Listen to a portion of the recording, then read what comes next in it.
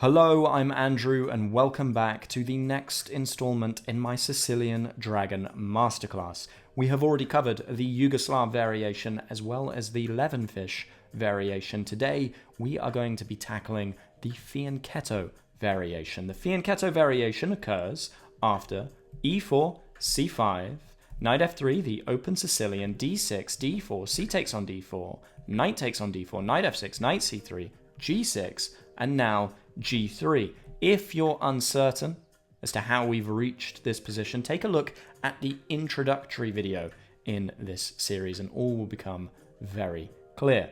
White's idea here, after playing g3, is to position their bishop on g2.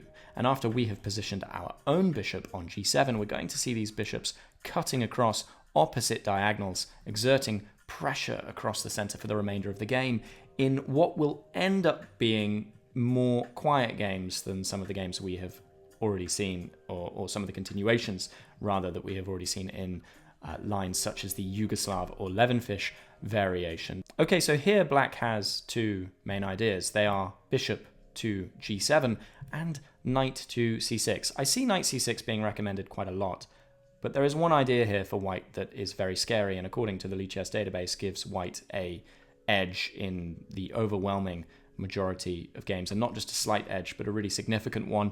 I've spent a lot of time looking at those lines, and they do kind of frighten me. So I wouldn't play this as black, and if I had this position as white, I would not hesitate to play knight takes on c6, which looks pretty harmless, but we're going to delve into this in just a moment. One of the other main lines in this particular variation is knight d2 e2, but after bishop to g7, bishop to g2, castles, castles.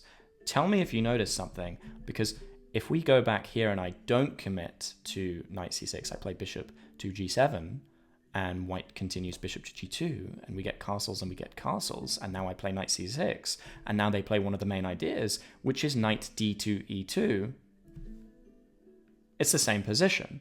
So when we play knight c6 first, we're inviting a very, very, very dangerous line, or we're allowing them to play a mainline idea that we could transpose into anyway if we were to play bishop to g7, or they could play something else like knight to b3, which isn't particularly threatening, or bishop to g2, and that's not particularly threatening either. So let's start with knight to c6. Now, I'm not going to cover this line because, as I just mentioned, we can transpose into it from the bishop to g7 lines, so I will cover that in the bishop to g7 section. Since that is the variation I'm recommending, I want to put that all together in that section for you. So let's look at some other ideas. Knight b3. I like to include this move, even though it's not technically one of the key ideas, because there are a lot of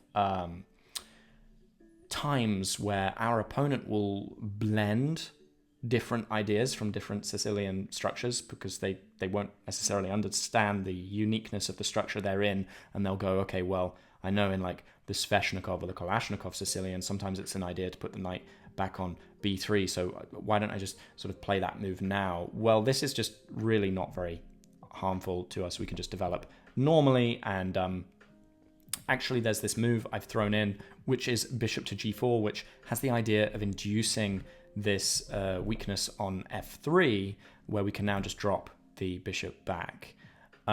This is a motif that we'll see later on as well. You might have noticed this blunder, bishop to f3. This is another idea that white can try, but the reason this is a blunder is now bishop to h3 is very strong, preventing our opponent from castling, and if they want to eliminate this bishop, they are likely going to have to play bishop to e2 and then bishop to f1, which is just, and with the knights back here as well, this is just not good for white. So yes, we can try and induce this weakness, f3, and just drop the bishop back, because this, of course, greatly limits the scope of our opponent's so-called strongest piece.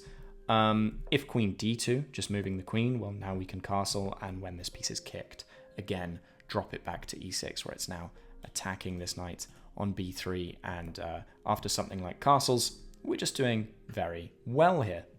Okay, so what if bishop to g2? Well, we should not hesitate to grab this knight in the center. The reason being is white can only recapture with their queen here. So when they do so, we're going to play bishop to g7 and threaten all kinds of discovered attacks here. So the main line would continue something like castles and castles. And now white actually wants to play on the queen side. So a4 is a very strong move for them here. And after something like queen to c7, this queen, before things start to explode in the center, is going to have to seek refuge somewhere. There are a number of squares it could go to.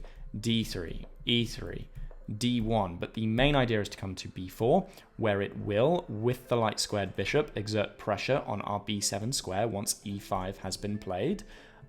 We will develop our bishop to e6, and now the main move, well, one of the main moves, I should say, there are two moves that we're going to take a look at here, is e5.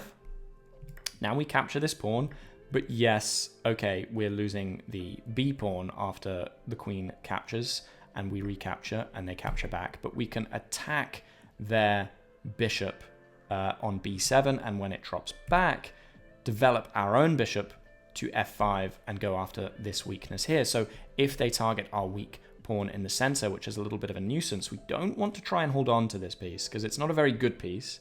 We can't easily advance it because our opponent has a lot of pressure here, and it is actually blocking the scope of our bishop. So what we would rather do is just grab this pawn and give this one back, which is why I would play bishop takes on c2 here.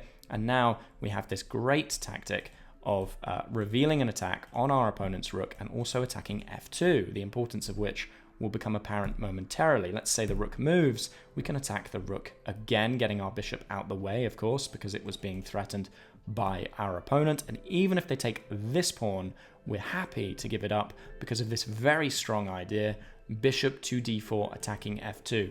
Okay, but what if they attack the knight? We will just grab with the bishop and leave the knight on pre for the time being, because the king can't come out to f1 to attack our or claim our bishop once the knight is either taken or moves. So this is a very important element in this particular tactic. This allows us to take here with the bishop.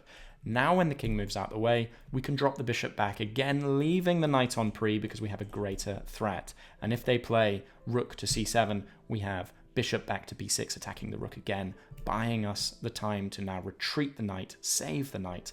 And I think we just have a more active position here, and our opponent's king is slightly less safe than ours. So this would be a very pleasant road to wander down if our opponent is so kind. But the main idea here is actually a5, which looks a bit strange, but it fuses ideas that we've just looked at. We want to drop the knight back to d7 here, opening up the scope of our bishop and allowing the knight to come to e5 or c5. Again, for white, the idea is e5, only this time we can recapture with the knight. Now notice that when the queens trade on b7 and the rook comes to the center, the bishop doesn't have to move because our opponent played a5, so they can actually just play a6 here. And this can be very tricky, but we can go after that bishop by dropping our bishop back to c8, and if it retreats, fine, we will allow that retreat. We will play e6, looking to close off the light square diagonal and look for various ways to exploit the weakness of our opponent's slightly overextended pawn there. This is just one sample continuation I've included. The bishop comes to e3, the knight hops into this glorious outpost on c4. Aren't we giving up a pawn? Yes, but we can attack the bishop, and once the bishop retreats and we trade off these pieces, we have a very, very strong center, and we are threatening pawns here. We are threatening pawns here. I really like this position for black. So those are the main ideas in the line where white plays bishop to g2 immediately here. Just grab that piece and exploit the fact we're going to have these discovered attacks on our opponent's queen, and you'll have a very happy game. As I've mentioned, we're not covering this move. We've covered this move, which leaves only the reason I am recommending bishop to g7. So let's take a look at this. Knight takes on c6. It looks pretty innocuous, doesn't it? I mean, what could possibly go wrong? Well, we must claim this piece back. Okay, so we do that. Now, e5. Granted, we don't need to take the pawn, but it is the best idea to take the pawn. If we drop the knight back to d7, then they can capture here, and our central pawns are a little bit loose. And you might remember in the 11-fish variation, our bishop having to remain on e7 in order to look after this this soft spot. This is even worse here for us because, again, white can play this idea of playing queen d4, but unlike in the 11-fish lines where, we could play knight f6 or queen into f6, I mean, this bishop kind of changes everything. This is really not very pleasant for us at all. So, because of that, we don't want to be dropping the knight back. We have to take the piece. All right, okay, so far everything seems okay. But we get this queen trade and we lose castling rights. All right, so now they attack our pawn on c6. You could defend with bishop to b7, but after something like bishop to d2 and bishop to g7, the knight now comes to a4. And our queen side is looking a little bit vulnerable. It's looking like it's not really going to be able to hold itself together. And that's the reason the engine is evaluating this at about +1 for white, and black doesn't tend to fare very well. So, okay, let's say I don't defend with the bishop. Well, the engine actually recommends we defend with the king,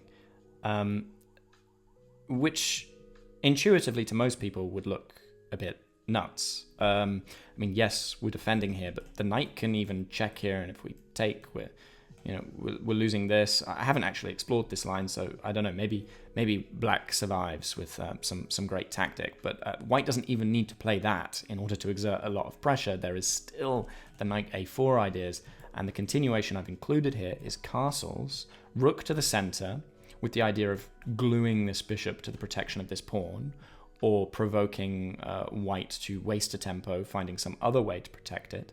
But knight a4 again is attacking our queen side and serving the purpose of protecting the pawn. Okay, so bishop out to f5, attacking this weakness on c2, but the rook attacks our weakness. We have to bring the knight into the center now to limit the scope of our opponent's bishop and kind of block off access to our king and our queen side. We give this pawn back, but the very natural move, bishop to g7, isn't even the key idea here. What we would have to remember is f6, knocking the rook back, and now e5, locking things off in the center and kind of, looking to trade bishops, and if they prevent us from trading bishops with c3, bringing the bishop back to d6. Now this position, okay, fine, looks all right, but getting here, you have to cross such a minefield. It's not something I would recommend. You don't really want your king on c7. To me, this is very different from the line we were looking at in the 11-fish variation with the king in its small fortress on d7. That looked much easier to traverse than this. If you find nothing wrong with this, you find it very appealing, then fine, go ahead, play this line. I've shown it to you now.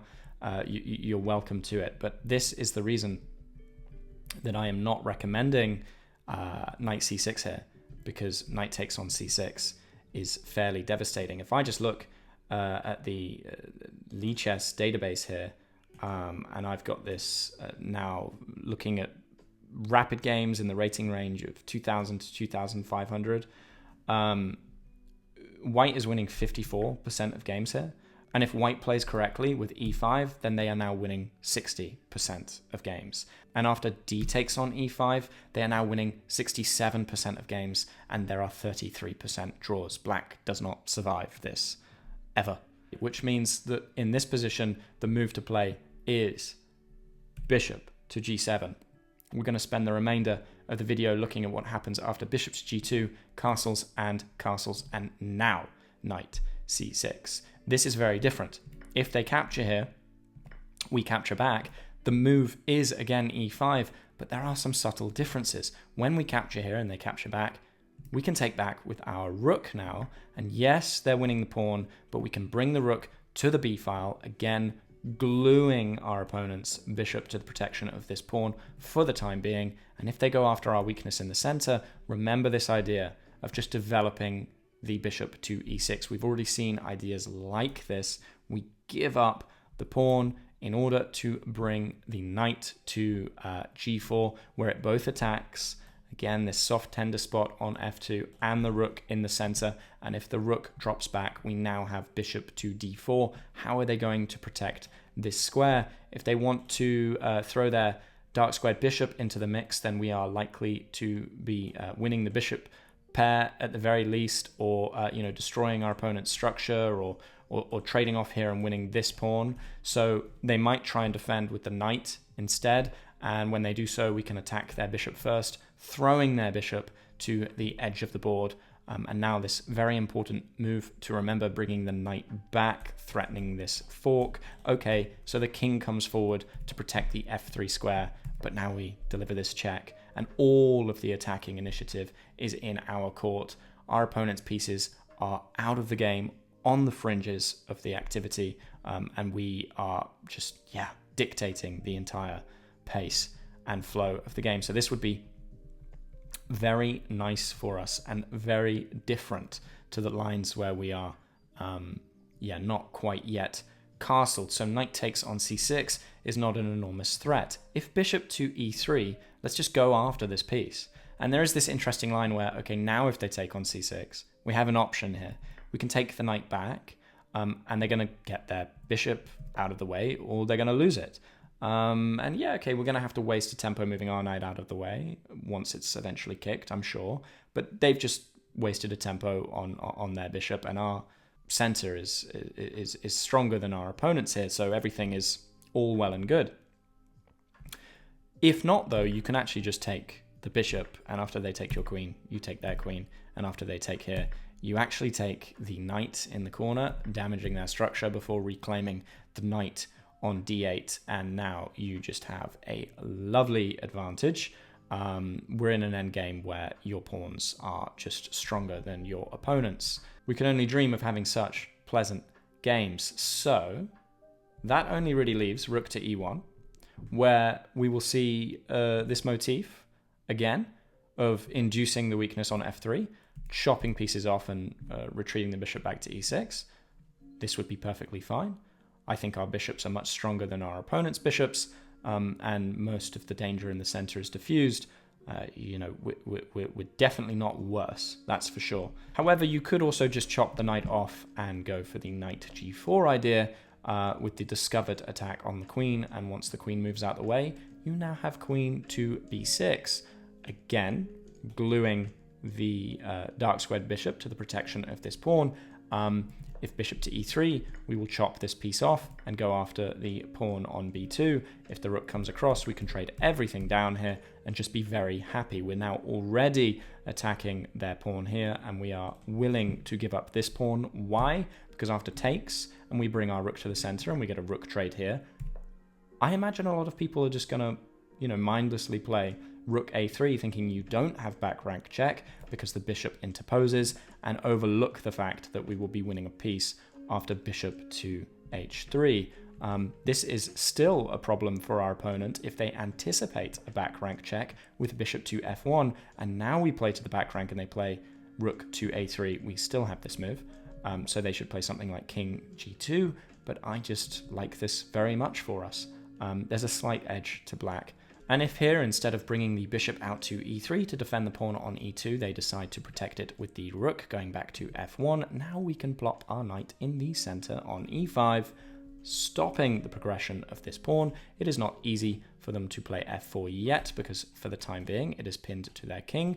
This bishop will see nothing. We are gaining a tempo on our opponent's queen. What is not to love about this? That leaves us with only one more line to explore, which is knight d to e2. Now remember, if you've played the knight c6 variation, your opponent still could respond this way, but after you Fianchetto on both sides and castle on both sides, you will reach this position. Now the key idea, this is one of those moves you just kind of have to remember, is rook to b8. This serves two purposes. Firstly, you're going to want to develop this bishop, and if the center opens up, sometimes moving this bishop or advancing this pawn can be difficult if your rook is still on a8 and their bishop has clear vision to it. Once you progress this pawn, you could just hang the rook and you'll have to shuffle around for many moves trying to get out, and your opponent will be taking more and more space from you as you try to do that. So we're preempting any of those shenanigans by just playing rook to b8. And also, again, our opponent wants to play on the queen side. So the rook on the b file is helping us to contest a4 advances with a6 and b5, which is what we're going to c. Our opponent plays a4, we play a6, and now after knight into the center, we can play b5. And after things trade off on b5 and our opponent develops their dark squared bishop attacking our knight, we want to remember to rotate this piece back.